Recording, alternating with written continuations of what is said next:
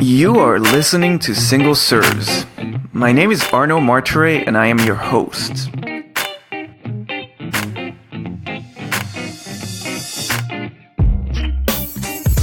Single Serves is a podcast dealing with design, architecture, business, and city building in which I interview an expert on a specific subject matter.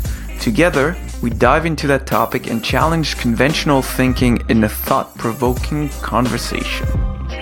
For our inaugural season, we have some great guests lined up, and you can expect to hear about such topics like social media for architects, organizational culture, criticism in media, and architects not practicing architecture, among many others. I sincerely hope that you will find these conversations as engaging as I did and learn a thing or two in the process. Don't forget to send us your comments, criticism, and praise. To do so, you can email us at hello@rvltr.studio or leave a comment online. You can also subscribe to the podcast on our website at rvltr.studio and follow us on social media under the handle at Révélateur_TO. It's REVELATEUR_TO.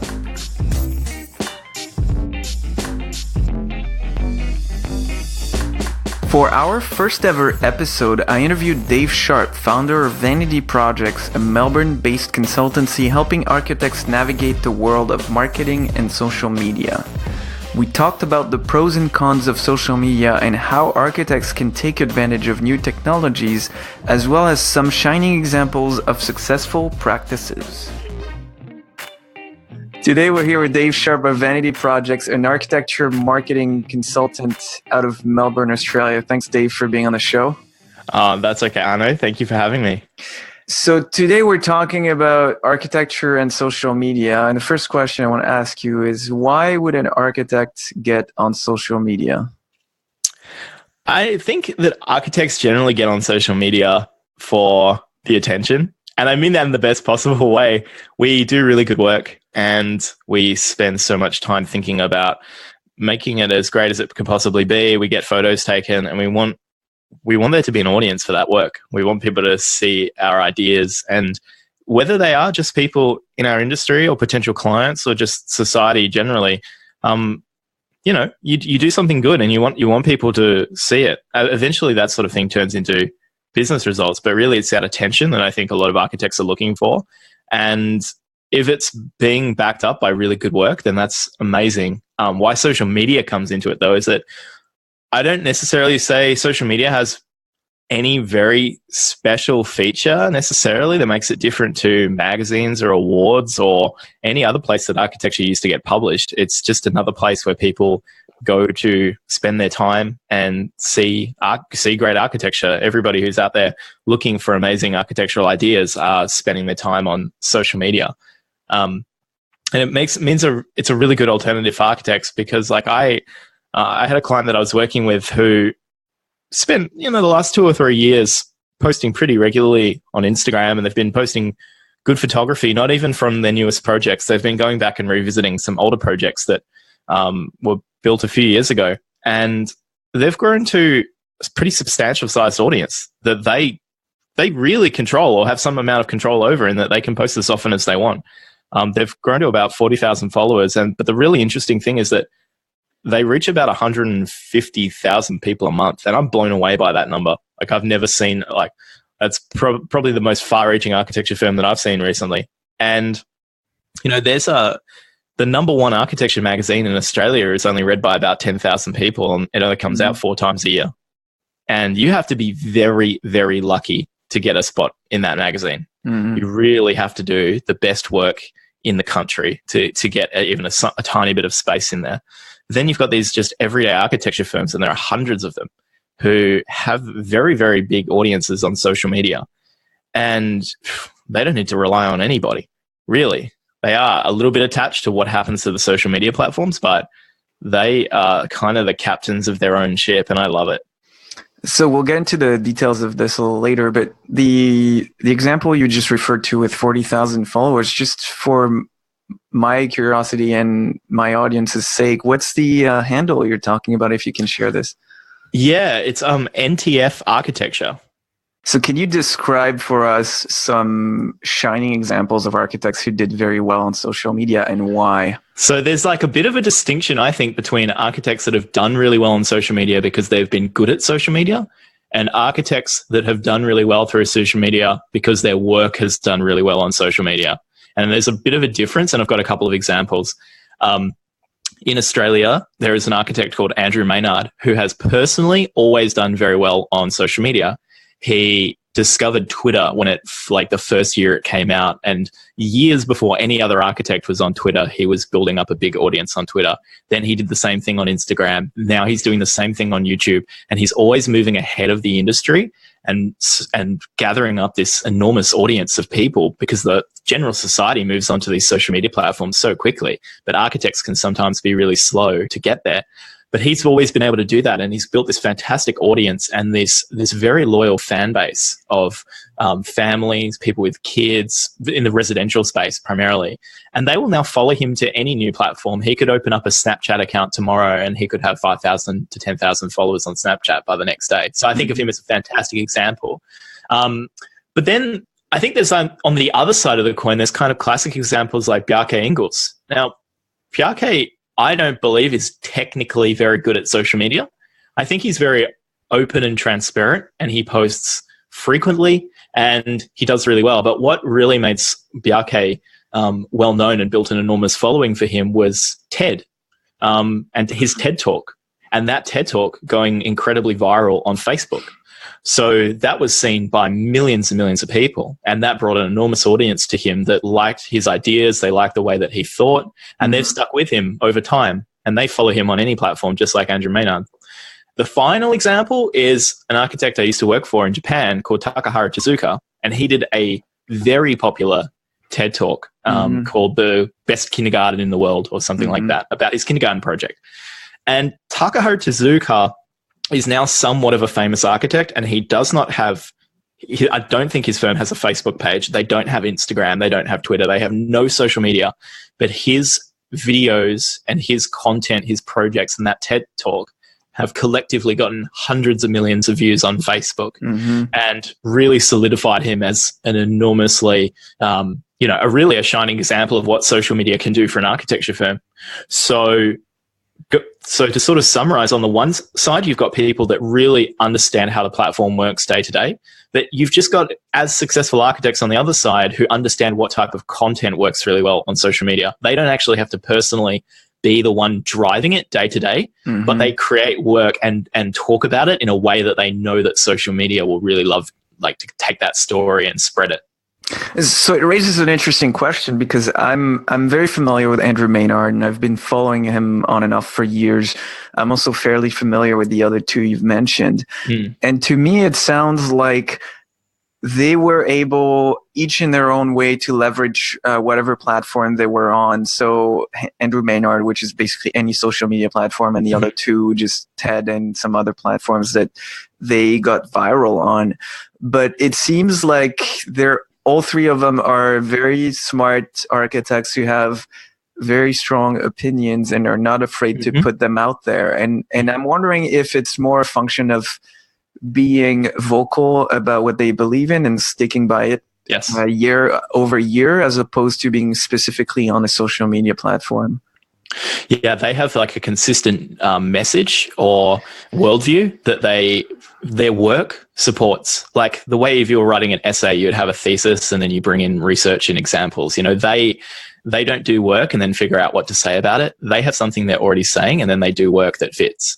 And so all three of those guys have very strong opinions. Andrew Maynard talks about suburbia being broken and communities being broken. He's got a very sort of neoliberal kind of academic take on that sort of stuff. Takahara Tezuka talks about children and young people and what they need to grow and be happy. Bjarke Ingels talks about the environment and the city and these kinds of things. So they have these narratives that are much bigger than architecture, and I think that's the key for the success of the three of them. They have figured out a way to talk about their work in a way that can relate and have a big impact with non-architects.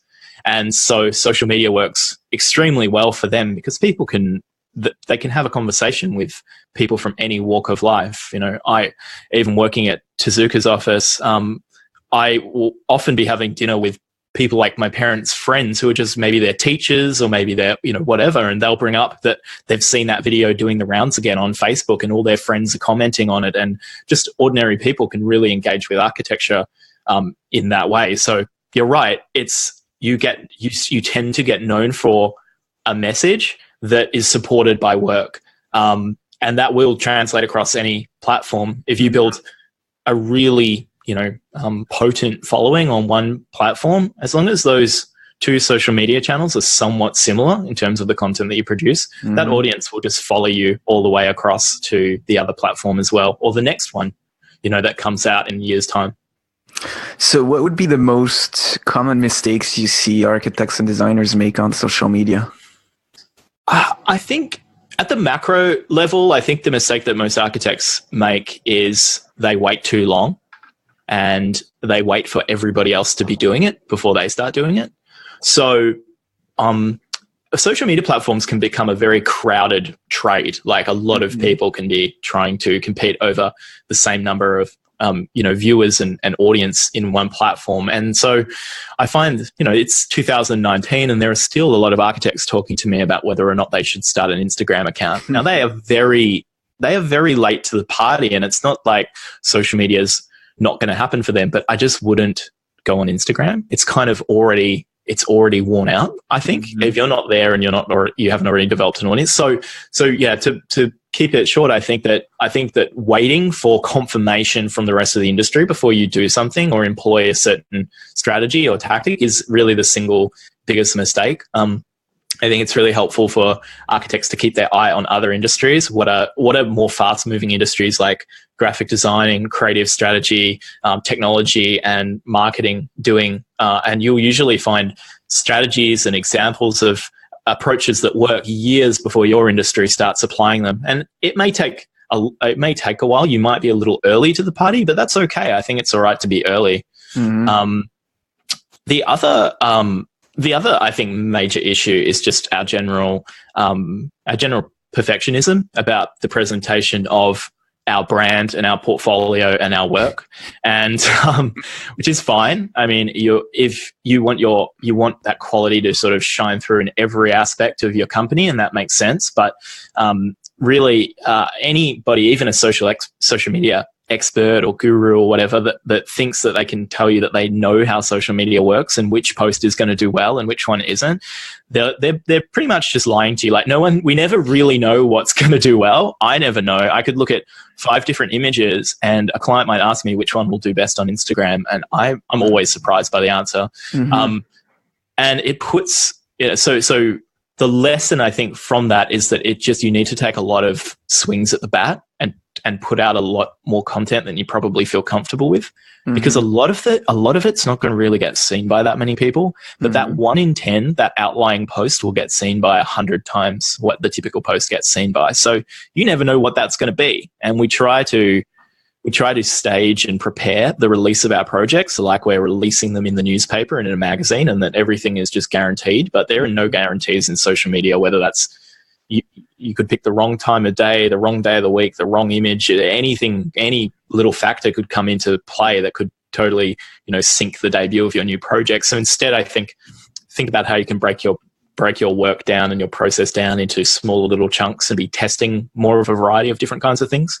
And don't feel bad if a post doesn't do well, or you post something and it doesn't get many likes or nobody really shares. And most of the time what we share just gets ignored on social media, but you'll be rewarded by the kind of consistency and experimentation of when posts do really well, they'll do very, very well. So yeah, those are some of the mistakes. So a lot of people who are arguably very famous and have a huge following on social media, and I'm thinking particularly of Joe Rogan, for example, who's not in our industry, but he always says, if I'm not mistaken, post and walk away, because the structure of social media and based on the likes and all the kind of artificial interaction that people have with social media and the posts is just more of a cause of headaches and depression and all sorts of negative emotions than it is a positive thing. What's your take on that? Yeah, it's kind of. I mean, I read a very good essay recently by a digital marketer called Eugene Wei, and I think I got the name right, but it was about social media as status as a service. That what the platform is really selling is status, and that social media, in a lot of ways, is a status game, like the popularity at high school. And invariably, in a market of status and popularity, there's going to be winners and losers. And it's even a winner like Joe Rogan, sometimes, the head that bears the crown, it's like, it's kind of stressful. He's a magnet for a lot of drama and a lot of criticism. And I think that even if you're at the top, it's sort of a new set of troubles. And if you're at the bottom, you're just posting and no one's recognizing the good work that you're doing. And that can be quite stressful as well. So look, I think for a business, an architecture firm that's thinking about social media, a lot of the time we're not really attaching our personal brands to our social media, which if I was to add another social media mistake architects make, I'd probably say that's one as well. To actually to market on social media through the brand of your company is not as ideal as just going, "Hi, I'm Dave. This is my content." But we tend to avoid the personal on social media. So in a lot of ways, where I think as an industry immune from the possibilities, but also immune from some of the dangers as well. We kind of get to play this middle ground a little bit where we're not personally feeling that invalidated by the reactions and the comments and the trolls and that sort of stuff. It doesn't affect us quite as badly, but it also means we have a bit of a ceiling over our heads about how well we can possibly do. So, but different architects see it differently. I work with a number of clients who just see their Instagram account, as successful as it might be, maybe it has 50,000 followers, but they don't really give it much mind, and they see it as almost like the phone book. They just think of it as a place business comes from, and they don't get emotionally attached to it. And a lot of the time, but those same architects, if they get snubbed for an award or a magazine, they're very upset about that. So they get their status in different ways, right? Yeah. But then there are some architects, particularly emerging firms, who are extremely sensitive to how their content does on Instagram. And sometimes they can get what they call in like shooting sports, target panic. They get panicked, about it takes a couple of bum posts and a few negative comments, and they start getting really discouraged from posting more of their work, or they start adapting their strategy based on some tiny amount of negative feedback. So yeah, there's definitely aspects of anxiety, and it plays into people's sense of self-worth in the industry, I think. But, look, I think magazines did the same thing. Newspapers did the same thing in a lot of ways for different firms. The difference here is that I think you have now access with social media to an audience of people who will be fans of your work. Facebook and Instagram are working 24/7 to try and figure out how it can keep people engaged with the platform. And if they like the work that you're doing, the platform will do everything that it can to get that to them as quickly and as often as possible. So you will be able to find a kind of a core audience of true fans on social media. It may only be 50 to 100 people. It really could be, but it's still meaningful. So that's a perfect segue into a subject that's dear to me, because I've been educating myself on let's call it the dangers of social media, and especially how social media platforms like Facebook, Instagram, and Twitter are designed to keep people on the platform as long as possible without regard for mental health and well-being of people, which can lead to very dangerous situations, especially with young people. And there's documented evidence that it can be as addictive as alcohol and drugs. And so in and of itself, it's not necessarily a bad thing, but without kind of mindfulness around it, I think it can be very dangerous. And I've certainly experienced it myself, where there's been times where I've been completely hooked and I was on Instagram all day, and I don't do that anymore because it's a waste of time. But it's very challenging to get out of this spiral, right? You get once you're hooked and you're like, oh my God, I got 150 likes on this picture, and then I got 600 likes on this one, and now this one is getting 20. It's like, what am I doing wrong? And what's going on? It's really weird. It fucks with you. Yeah. So here's a kind of a double question. How does social media first fit into an overall business development strategy for a design business, and how does one go about not falling into the traps of social media as they're designed to create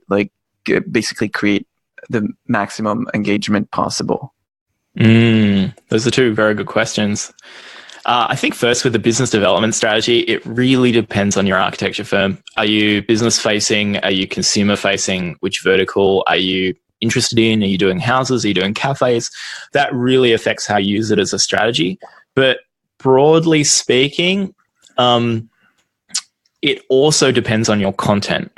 If you're just getting professional photography of your finished projects and the predominant output of your architecture practice in a year is photos, my recommendation about how you should use LinkedIn is somewhat limited by that. If you're a writer and you're not playing as much in the kind of visual aesthetic realm, but you're thinking more about ideas and research and insights, and getting a little bit more political with your work, then I think that your strategy will be completely different to another firm. So I think that's something where general advice is hard, but you're trying to marry up who is your ideal client, what kind of content are they going to find most valuable or is going to be most persuasive to them.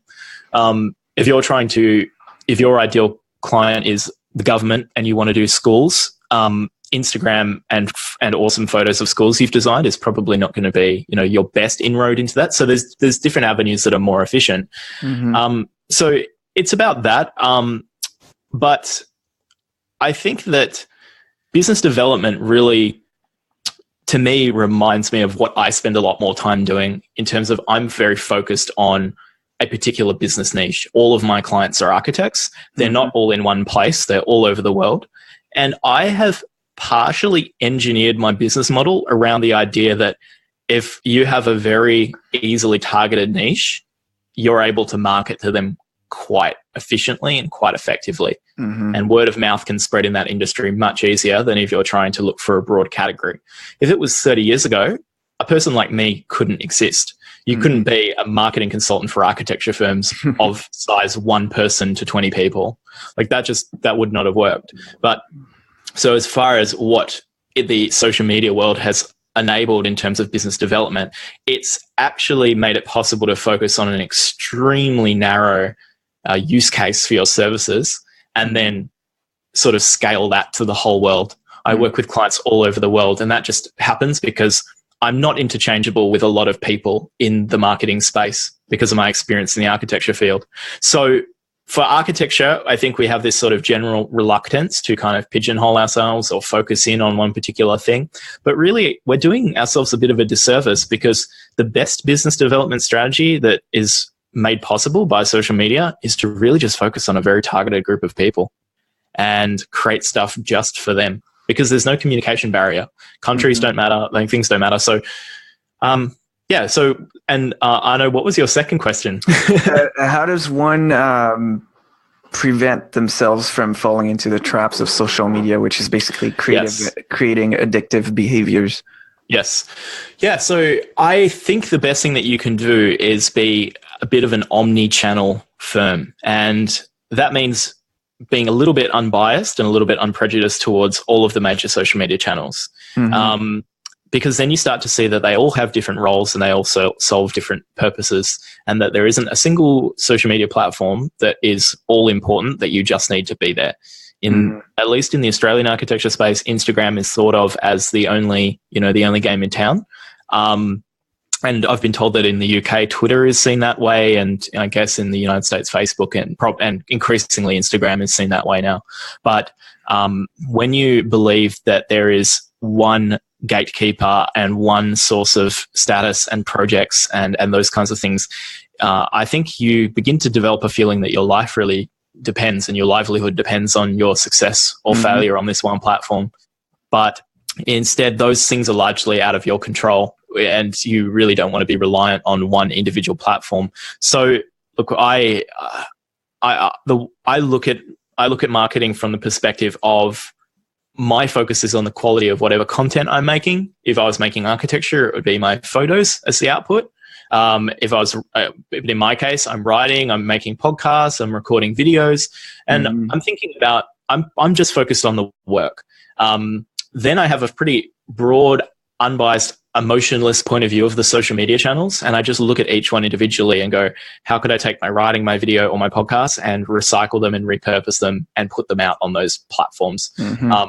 A bit like Joe Rogan in a sense, I kind of do that, then walk away. I mean, sometimes so much that I have to remind myself to go back and actually respond to people's comments. And you can find yourself getting very distant and selfish on social media. And that's always, to me, that's more of a battle, an internal struggle, is to insulate yourself from this feeling of addiction or anxiety about how the platform is treating you, while also still keeping your heart a little bit in the game so that you're just actually a nice person and a participant and a contributor.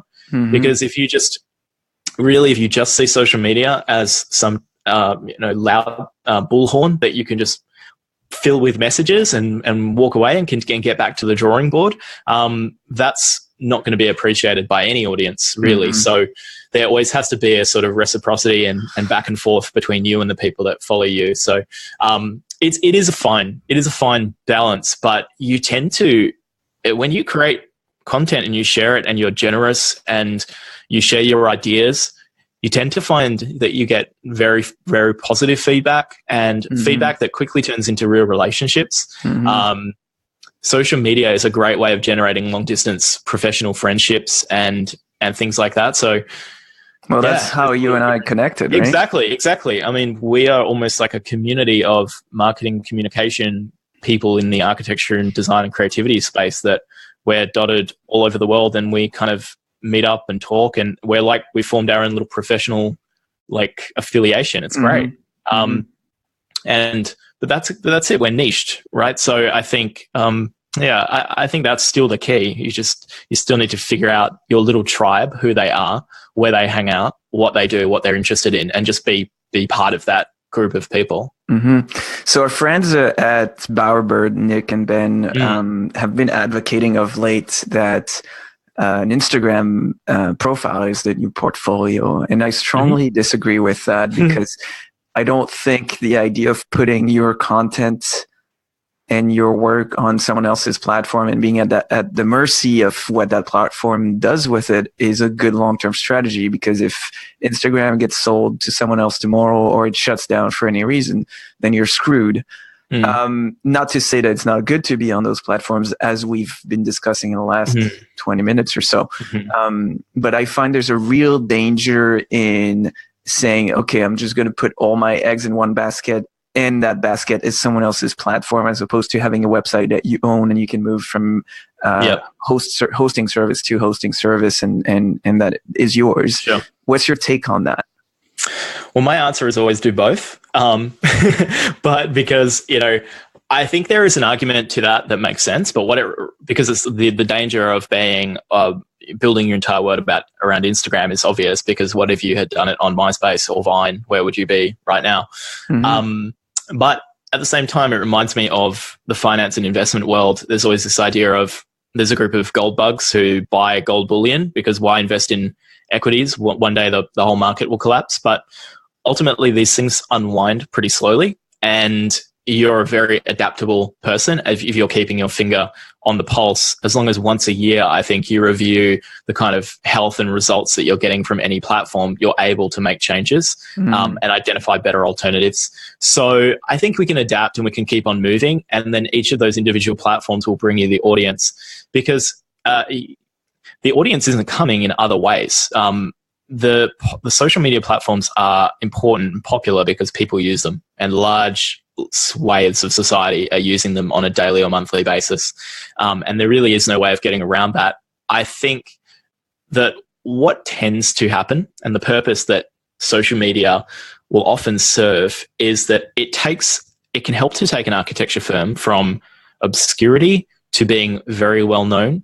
And then once you're very well known, it doesn't matter what platform you're on. You can go to absolutely any platform. You can send people to your website. You can get them on your mailing list, because they're going to be with you for a very long time.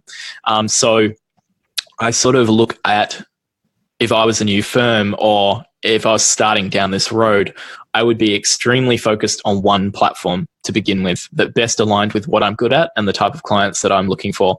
I would try to grow as quickly and effectively and reach as many people as I possibly could on that platform, and almost reach escape velocity where I can turn off the fuel tanks and I can just float up in space, because you're not coming down at that point, you're in orbit. And I think that's the role of individual platforms. At that point, I would start to spread out onto other platforms and say, hey, I'm over on LinkedIn, I'm over on Medium, I'm over on Twitter, go follow me here. And then it's about cross-promoting your other platforms and encouraging people to follow you for different kinds of content in different places. So, but initially you're going to be really focused on one platform, because there's a lot of different architecture firms out there, and that you've only got so much time in the day. And as an architect, you don't have a large staff of people sitting around doing nothing all day. Everyone's working really hard. We don't have a lot of time, so we can't spread the precious time that we have across every single platform. We just sort of focus on one key area.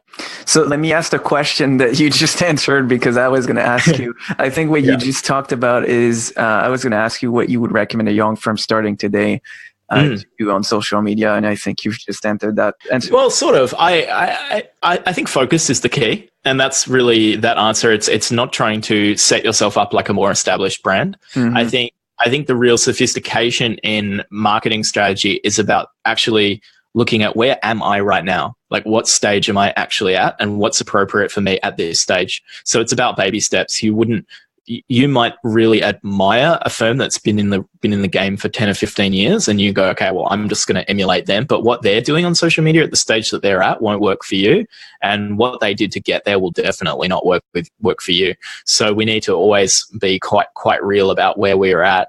As far as general recommendations for new practices, I would sort of say, this is just my personal opinion, and it's kind of specific advice that I'm going to just give out as general advice, so just a bit of a caution. But I think video and writing are two areas that are completely undersaturated in the architecture industry.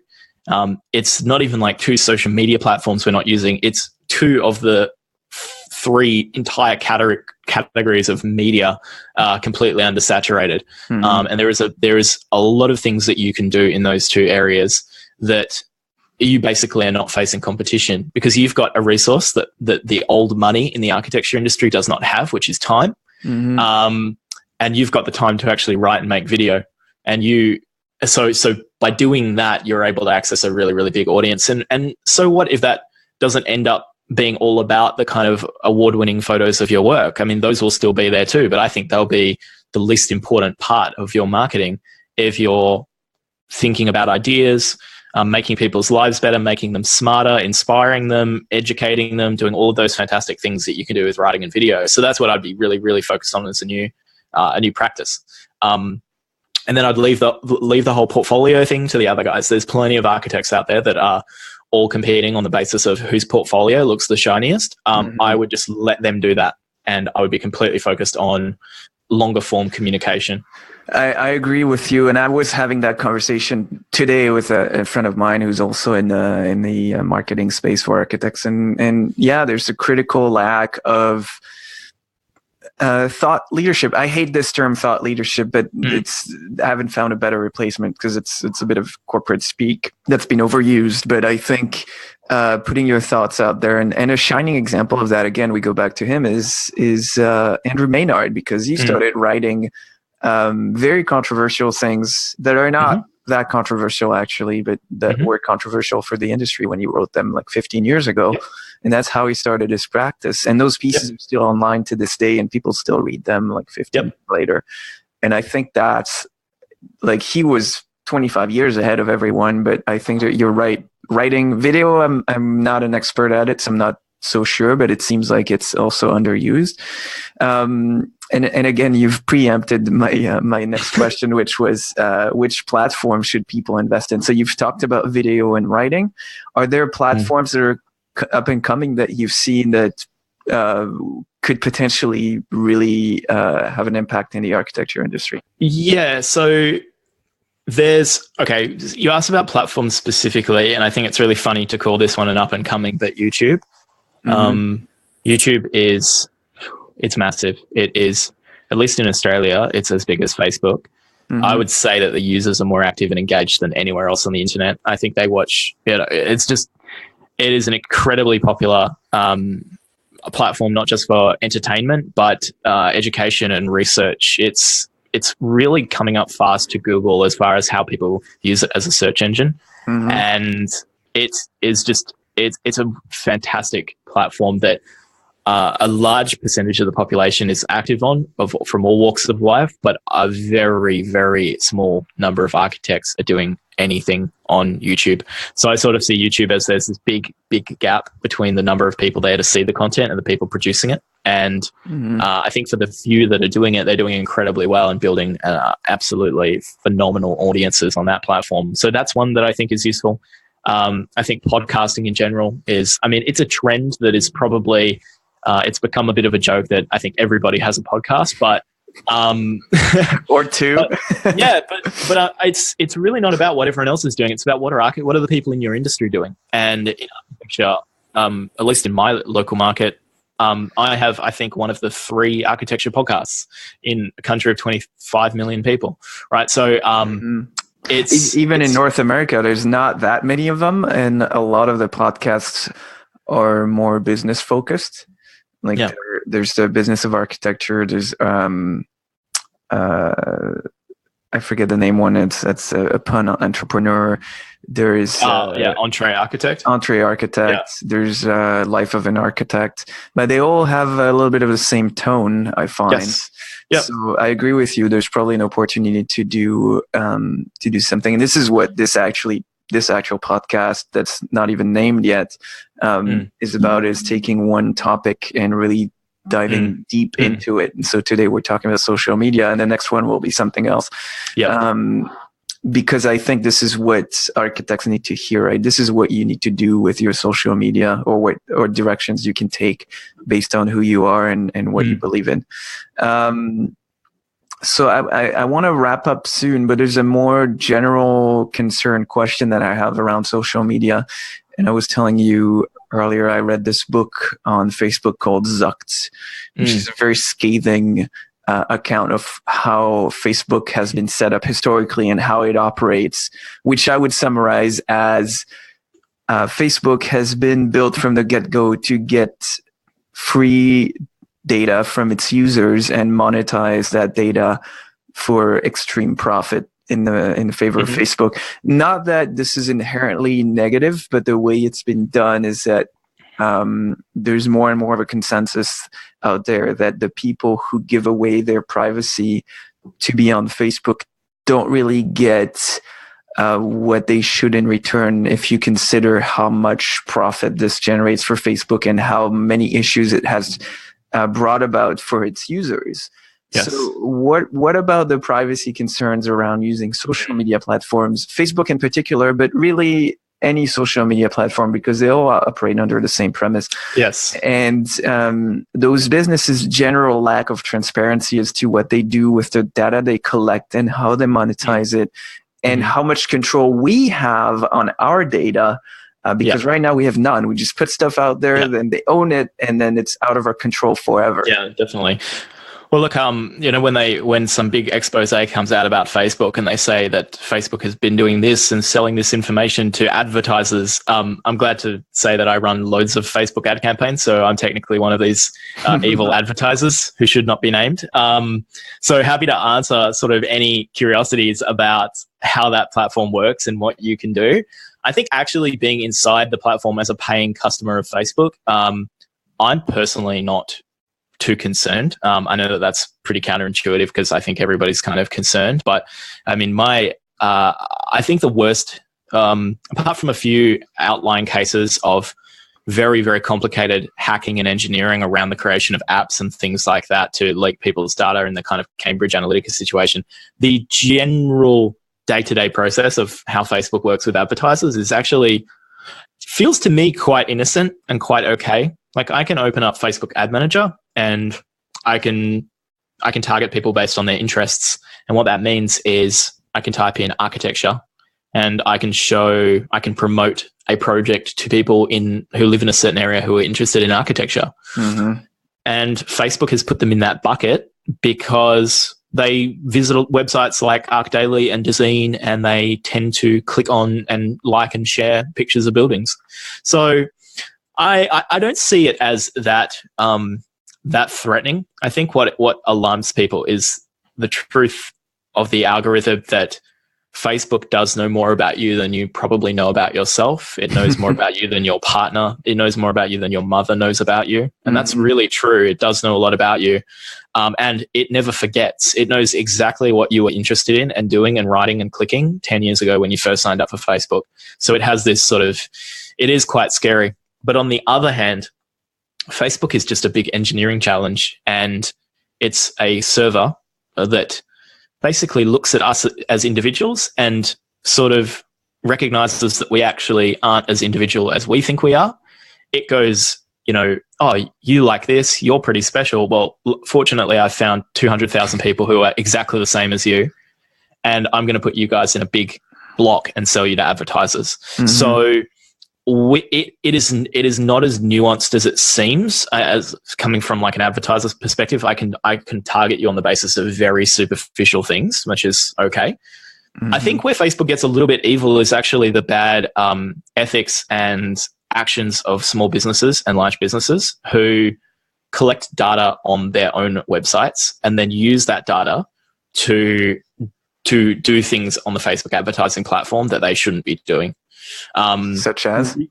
Well, a really simple example would be to, buy a list of email addresses or something like that of a very specific group of people, upload that email list to Facebook ad platform, tick a box saying, I swear that these are my customers, even though they're not, and then start targeting them with absolutely whatever ads I want. And there is a sort of approval process for ads, but I can really do what I want, basically, once I have somebody's contact information. So there are companies that, the marketing world is people will do whatever they can until Facebook removes the feature. It doesn't matter whether it's right or wrong. And so you can always assume that if anything illicit is possible on these platforms, there are marketers who are doing it for the brands that you know and trust. Yeah, but you can argue those people would do unsavory things outside of Facebook too, so it's not inherent to the platform. And I think it speaks to a more general philosophy around marketing, business development, and advertising, if that's what the listeners to this podcast will want to take on, is to do it in a way that's honest and transparent and not do something because it's possible, but really weigh the moral and ethical implications of what it is that you're doing. And I don't think architects are in any danger of running afoul of morality and ethics because they're professional services. I think that architects would really resonate with Gary Vaynerchuk on YouTube. Obviously a very well-known marketer, but he does not go in for pop-ups and tracking and tricks and hacks that you can do. He's always about giving value, being patient, giving without expectation, expecting good things to take 10 years. So that's really more in the mindset of I think what architects are looking for is create good content, be slightly open-minded about the type of content that an architect can make it as good as you possibly can.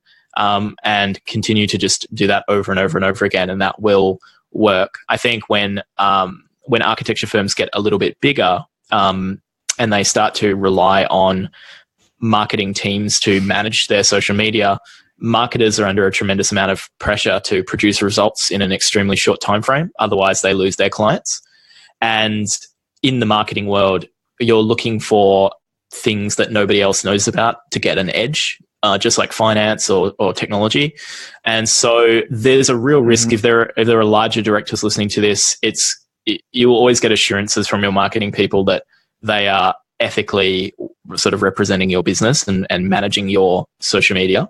But if you're putting pressure on them to perform, results are very slow. I try to set realistic sort of expectations with my clients that they shouldn't even really expect a noticeable difference in the first 12 months if they're doing things properly. There'll be small signs that stuff's working, small signs of early traction, but they're not going to get to the promised land in 12 months. It's going to take a long time. But that's usually a sign that what you're doing is actually the right thing to be doing. You can produce sort of fake results very quickly or do it in a sort of unethical way. But I think long-term architecture firms, I mean, unless you're retiring in the next 5 years, you're going to be in this business for a very long time. Architects, we grow quite old and we work quite old. You're building a brand that could well and truly last you until you're 80 years of age, or even in some cases outlast you, because there's firms that have been around for 120 years. And, it's sometimes day to day you forget that, but as an architect, there could be people studying your work in 200 years' time, right? You can't say that of a lot of other jobs. So, yeah. And I think I want to wrap up with this thought is that good business development, good marketing takes time. And a critical issue that I come up against time and time again is people not taking the time to set themselves up in their business development efforts properly, and not not playing the long game, but doing quick fixes. And I'm going to take advantage of this 2 minutes of opinion spewing to knock on I want to knock a little bit on PR firms that are primarily short-term focused, and I've seen a lot of, I'm not going to name anyone, but I've seen a lot of examples of firms that do unsavory things for short-term gain and don't necessarily have the long-term interests of their clients at heart, because they get paid a lot of money to produce short-term results. And I think one thing I've tested in my own work that really helps with building trust is to partially base your payment contingent on results. So that's an idea for the marketers out there. I think if you do work for a client or for an employer, there's validity in saying, okay, I'm going to get paid this much to do this work, but if I hit certain milestones, I'm going to get paid this much extra, because then we put our money where our mouth is. And we're going to tend to go the extra mile to make sure that what we do produces the result we promised. And I think there's value in not just saying, okay, pay me 20 grand and I'll do all your media campaigns, but I might cut corners in the process. And I think that's a dangerous game to play. Yeah. I mean, I wouldn't do it. Just because I think so much of the stuff is like out of your control a lot of the time. There are so many links in the chain. And look, I think what an incentive structure that I would be more likely to advance with my clients would be to actually charge them less over time rather than more. That if you continue to work with me over the long term, I will reduce my consulting rate with you. It's not something that I've done, but where I get that precedent from is in the wealth management world. There are fiduciaries who understand that their clients' sort of smart incremental progress over a number of years, and their ability to stick to the plan and not panic and not, sell all their retirement because the market's dipped 5%. They want this sort of long-term point of view, and the way that they reward clients for sticking around with them for the long term is to go, okay, after 1 year, we decrease our fee by this much, then this much, then this much. And that's a fantastic way, I think, to show that you're partnering up with what produces success. Now, for me and my clients, I've been full-time as a consultant for 3 years now, and I've got plenty of clients who I've been working with for 2 to 3 years, and they are the ones who are really getting phenomenal career-altering results at the moment. And it's about not necessarily making smart recommendations. I look back on some of the things that I recommended early in my consulting process, and I think they were probably my victims more than my clients.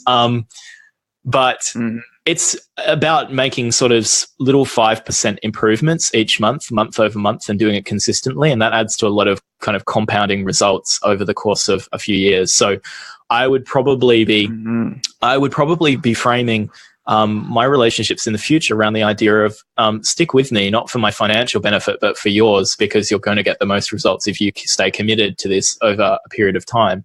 I think somebody who, I think even if a firm is just creating a plan that will keep them committed, even if they're not working with an agency or a consultant, as long as they're just doing a little bit all the time and consistently, they will get much better results than a firm that puts on a really big extravaganza once a year or so.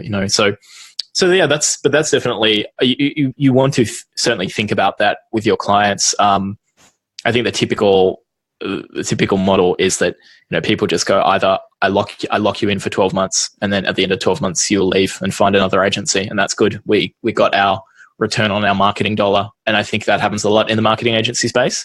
And it's not good. No, I want to challenge your Sure. thinking just quickly before we wrap up. But I think if you produce value in the long term, you should charge more and not less, because the value of the work you do, as it might decrease in terms of the actual work you do. But I see too many people charging for their work based on the amount of work they do, when we should all be doing this. It's not just me. I think it's a much better way to do business is to charge based on the value of the work. So if you do 1 hour of work, but it's worth 50 grand to a client, I don't think there's any problem with charging that much. But if you do 100 hours of work and it yields $2,000 of return to the client, then that work is worth absolutely less than that. So it's also up to us to do work that's highly valuable to our clients and make sure they get a lot so out in that of it. example, I mean, I haven't implemented this idea of decreasing pricing over time, but in that example, I'm thinking about the financial world or the real estate world, for example, who charge percentage commissions, which is actually a lot what an architect does, right? We charge oftentimes a percentage of the budget. Mm-hmm. Then what they will do over time is bump a percentage point off their commission. And because the overall asset base is growing over time, they're still obviously, I think, making more money from that client on a dollar basis over time. So that doesn't apply in my situation or yours. And you made a great point that value should be the key determinant. And I think that where value comes into play, or at least the way I understand it, is more to do with the size of the company. Say, for example, my current consulting rate is very expensive for very small firms, say a firm that has one person relatively, and to a firm that has 30 employees and millions of dollars a year in revenue, it is an absolute bargain, because I've seen it firsthand with clients that I can make the same recommendation with firms of two different scales. One will not move the needle at the small scale, or if it does, it is unnoticeable. But a single recommendation can make tens of thousands or hundreds of thousands of dollars of difference to a large company or more from a single point. So I think it does make sense to, they say sort of charge the customer, not the project, or something like that. Charge the client, not the project. So I think there's something to that. And we do get to a point where we will, I guess, figure it out a little bit better. I agree with that. And some of my pricing, to be perfectly honest, is based on the size of the companies I deal with. Because if I do X type of project with a firm of 3 people, and I do the same project with a firm of 25 people, the value of the exact same work is much higher than a firm of 25 people. So I will not charge the same thing to both firms, because there's also an understanding that there's less return on investment the smaller the firm is. But I think that's a conversation for our next podcast, which is pricing services. And there's a lot to talk about in that space. Absolutely. I do want to thank you for being on this brand new, not quite figured out podcast. I think it's going to be a fun new adventure. Awesome. No, it was a great time. Thanks, Arno. Thanks for being my guinea pig.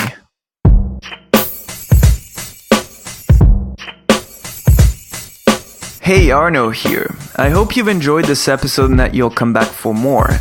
Please share with your friends and colleagues, and remember to subscribe on our website at rvltr.studio. Follow us on social media at Révélateur_TO. It's REVELATEUR_TO. This episode was produced by Révélateur Studio and edited by Ryan Aktari. Until next time, ciao.